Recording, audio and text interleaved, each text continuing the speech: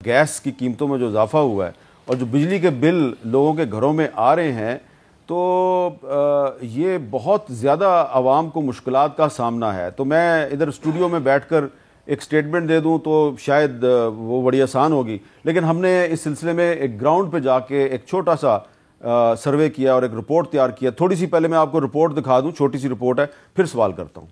मुल्क में जारी गैस के बहरान ने घरों में चूल्हे ठंडे कर दिए। ख़वातीन के लिए खाना बनाना महाल।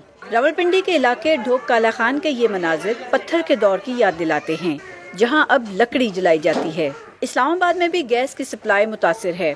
सेक्टर G6 में गैस बिल्कुल ही गायब।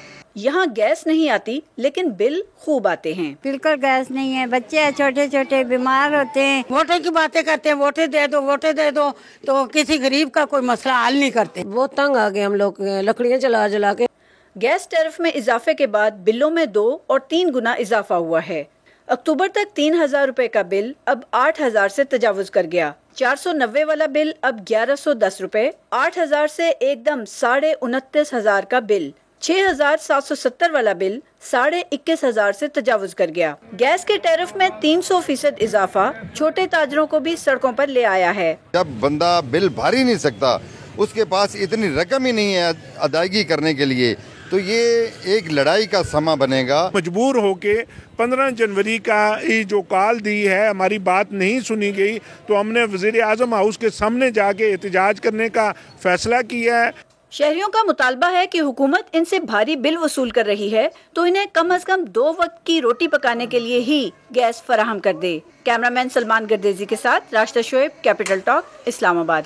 तो ये आपने रिपोर्ट देखी। 8 फरवरी को इलेक्शन होने वाला है, लेकिन 15 जनवरी को इस्लामाबाद और रावलपिंडी के अलावा पंजाब के मुख्तलिफ इलाकों के ताजर जो हैं वो इस्लामाबाद की तरफ आ रहे हैं एहतजाज करते हुए। गैस के बिलों में बहुत सख्त इजाफा हो गया है, इतना इजाफा कि जो अदायगी है इन बिलों की वो मुश्किल है। पहले बिजली के बिल थे, अब गैस के बिल हैं, और बाकी जो महंगाई है वो तो आपके सामने है। तो इसका ज़िम्मेदार कौन है?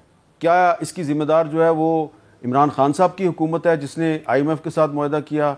इसकी ज़िम्मेदार शहबाज शरीफ साहब की हुकूमत है जिसने वो जो IMF का मुआहदा है उसको फिर रिन्यू किया? या इसकी ज़िम्मेदार निगरान हुकूमत है जिसने कि IMF के साथ मज़ीद मुज़ाकरात करके और कुछ मज़ीद इक़दामात किए हैं? अच्छा, कादर मंदोखेल साहब, आप क्योंकि बराह रास्त इलेक्शन में जा रहे हैं तो ज़ाहिरी बात है आपका ये दावा है कि आपकी पोजीशन बड़ी मजबूत है, लेकिन ये जो गैस के बिल हैं, क्या ये प्रॉब्लम क्रिएट नहीं करेंगे आपके लिए?